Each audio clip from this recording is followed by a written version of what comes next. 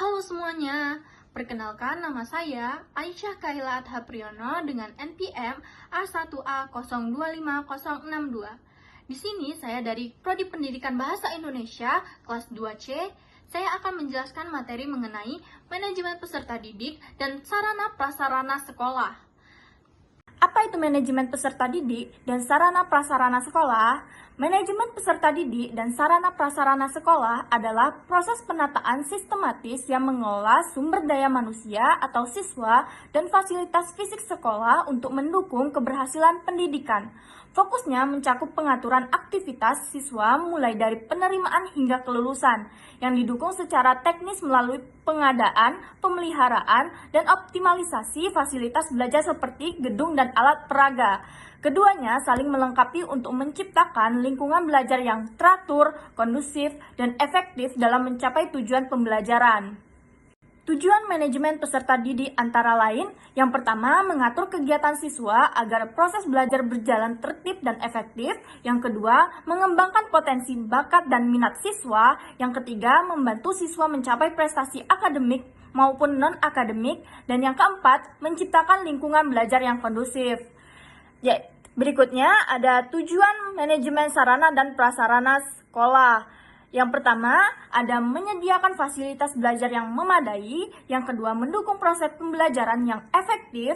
Yang ketiga, memanfaatkan fasilitas secara efisien. Dan yang keempat, menjaga dan memelihara fasilitas agar tetap layak digunakan. Fungsi manajemen peserta didik. Yang pertama, perencanaan siswa, yaitu jumlah dan kebutuhan siswa. Yang kedua, penerimaan siswa baru atau PPDB. Yang ketiga, pengelompokan siswa dalam kelas. Yang keempat, pembinaan dan pengembangan siswa. Yang kelima, evaluasi dan pencatatan perkembangan siswa. Yang terakhir, pengelolaan kelulusan dan alumni.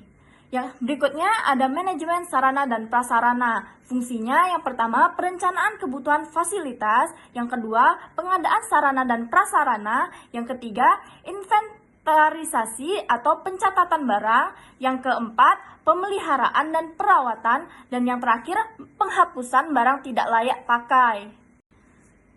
Komponen manajemen peserta didik dan sarana prasarana. Yang pertama, komponen manajemen peserta didik. Yang pertama, ada data dan administrasi siswa, pengelolaan data pribadi, nilai, kehadiran, dan dokumen penting siswa. Yang kedua, kegiatan pembelajaran, proses belajar mengajar di kelas dan penguasaan akademik. Yang ketiga, bimbingan dan konseling, layanan dukungan untuk perkembangan akademik, sosial, dan emosional siswa. Yang keempat, kegiatan ekstrakurikuler, kegiatan di luar jam pelajaran untuk mengembangkan minat dan bakat, misalnya olahraga, seni, pradiplomasi.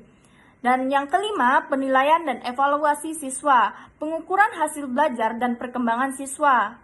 Berikutnya ada komponen manajemen sarana dan prasarana. Yang pertama ada ruang kelas, tempat berlangsungnya proses belajar mengajar. Yang kedua, perpustakaan, fasilitas untuk membaca dan mencari referensi. Yang ketiga, laboratorium, ruang untuk praktik sains, bahasa, atau komputer. Yang keempat, ruang guru dan kantor, tempat administrasi dan koordinasi staf sekolah.